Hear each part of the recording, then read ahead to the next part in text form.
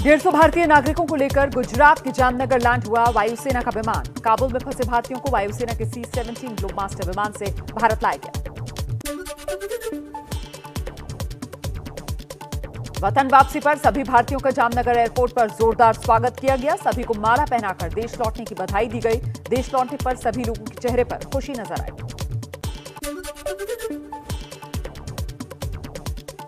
काबुल से लौटे भारतीयों में 100 आईटीबीपी जवान भी शामिल हैं। आम नागरिकों के साथ आईटीबीपी जवानों को भी वायुसेना के विमान से भारत लाया गया। भारत लौटे वायुसेना का विमान थोड़ी देर में गाजियाबाद के हिंडन एयरबेस पर लैंड करेगा। यात्रियों को एयरलिफ्ट करने के लिए हिंडन में तैनात किए गए हेलीकॉप्टर्स।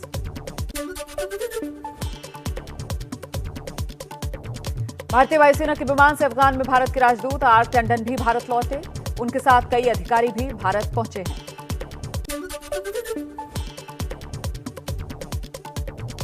काबुल से भारत लौटे राजदूत आर टंडन का बयान, कहा अफगानिस्तान पर पूरी तरह तालिबान का कब्जा। काबुल में फंसे भारतीयों को भारत लाने की कोशिश जारी है। अफगानिस्तान से भारत वापस लौटे राजदूत आर टंडन ने कहा, अफगानिस्तान पर तालिबानियों ने पूरी तरह कब्जा कर लिया है। अफगानिस्तान में फंसे सभी भारतीयों को निकालने की भारतीय सरकार लगातार कोशिशें कर रही है। अफगानिस्तान में फंसे भारतीयों को लाने के लिए एक और विमान काबुल भेजा जाएगा। सूत्रों के हवाले से खबर है, काबुल में फंसे सभी भारतीयों के संपर्क में है भारत सरकार। अफगानिस्तान में फंसे भारतीयों की मदद के लिए भारत सरकार ने जारी की हेल्पलाइन नंबर्स जारी किए गए हैं। दोपहर 12 बजे विदेश मंत्रालय की तरफ से बयान जारी कर जानकारी दी गई। अफगानिस्तान संकट को लेकर भारत के राष्ट्रीय सुरक्षा सलाहकार अजीत डोभाल ने अमेरिकी एनएसए जैक सल्वन से बात की है। उन्होंने काबुल के हालात पर चिंता जताई है। अफगानिस्तान में पल पल बदलते हालात के बीच गृह मंत्रालय ने अपने वीजा नियमों में बदलाव कर दिया है। सरकार ने इलेक्ट्रॉनिक वीजा के लिए एक नई कैटेगरी बनाई। अब अफगानी नागरिक इमरजेंसी वीजा के लिए अप्लाई कर सकते हैं। काबुल में तालिबान का नया वीडियो सामने आया। अफगान रक्षा मंत्रालय के सामने दिखी तालिबानियों की फौज।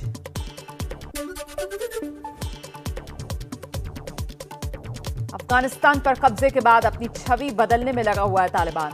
सामने आया महिला एंकर से तालिबान के प्रतिनिधि की बातचीत का वीडियो।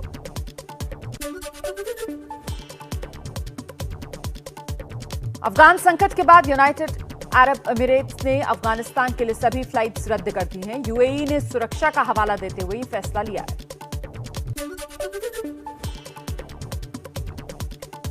उत्तर प्रदेश के चंदौली के एक परिवार ने सरकार से अपने बेटे को बचाने की गुहार लगाई है। काबुल में फंसे उनके बेटे को भारत सुरक्षित लाने की मांग की है।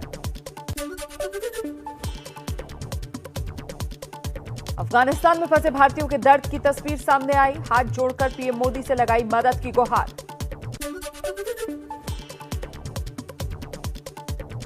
दिल्ली सिख गुरुद्वारा प्रबंधक कमेटी के अध्यक्ष और अकाली दल के नेता मनजिंदर सिंह सिरसा ने एक वीडियो ट्वीट किया, जिसमें भारतीय मूल के 17 अफगानिस्तानी काबुल एयरपोर्ट पर फंसे हुए हैं। सिरसा ने विदेश मंत्री जयशंकर से इन्हें वापस भारत लाने की अपील की है।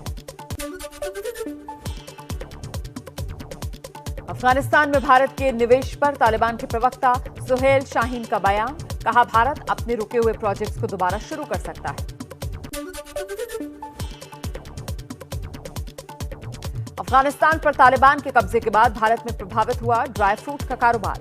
जम्मू में ड्राई फ्रूट के दाम बढ़े।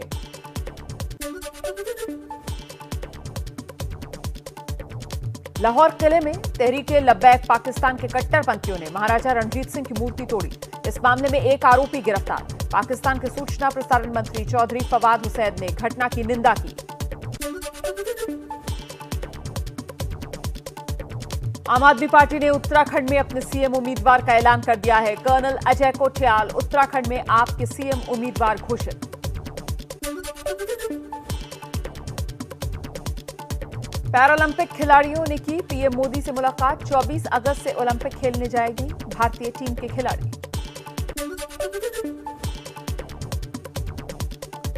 इस बार पैरालंपिक्स में 9 अलग अलग खेलों में 54 भारतीय एथलीट हिस्सा ले रहे हैं। टोक्यो में 24 अगस्त से शुरू होने वाला पैरालंपिक खेल 5 सितंबर तक चलेंगे। प्रधानमंत्री नरेंद्र मोदी से कल की मुलाकात के बाद आज अपने गृह जिले पानीपत लौटे Olympic gold medalist Neeraj Chopra. गांव के रास्ते में हुआ जोरदार स्वागत।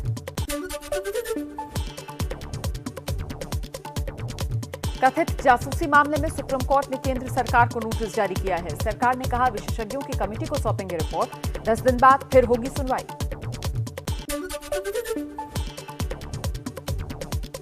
राज्यसभा में हंगामा करने वाले सांसदों पर जल्दी लिया जा सकता है एक्शन। राज्यसभा में 10 और 11 अगस्त को हुए हंगामे को लेकर सरकार ने राज्यसभा चेयरमैन वेंकैया नायडू को लिखित शिकायत दी थी।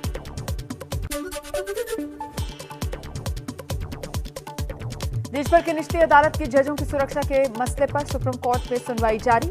झारखंड में एक जज की संदिग्ध मौत पर संज्ञान लेते हुए कोर्ट ने ये सुनवाई शुरू की है।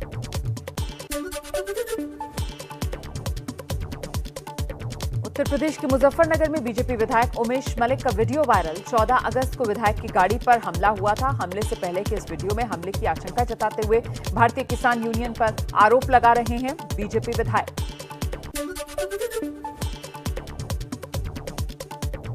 मुंबई में मिट्टी से सोना बनाने वाला चोर गिरोह पर्दाफाश हुआ। उसका कार से साइलेंसर चुराकर उसकी मिट्टी निकालते थे चोर। मिट्टी को गलाकर प्लैटिनम से सफेद सोना करते थे तैयार। पुलिस ने 3 आरोपियों को किया गिरफ्तार।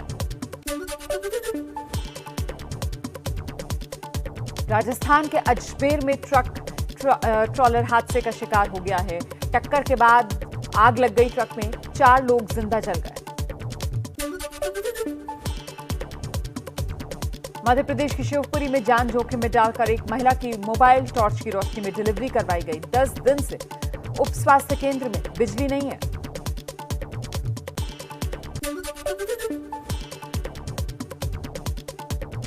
हिमाचल की धर्मशाला में 6 पंचायतों के लोगों ने सिर मुंडवाकर किया प्रदर्शन। लोग गांव में लंबे समय से सड़क बनवाने की मांग कर रहे हैं।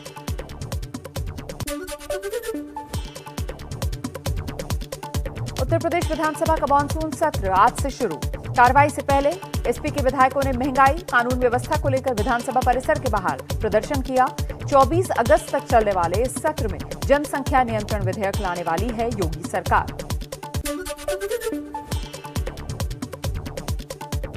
सिलीगुड़ी में युवा संकल्प यात्रा निकालने पर अड़ी है बीजेपी। पुलिस ने 30 कार्यकर्ताओं को हिरासत में ले लिया है।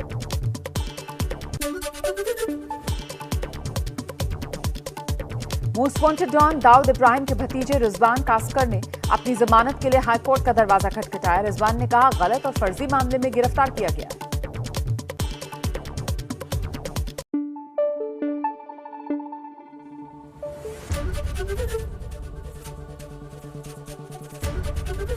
एबीपी न्यूज आपको रखे आगे।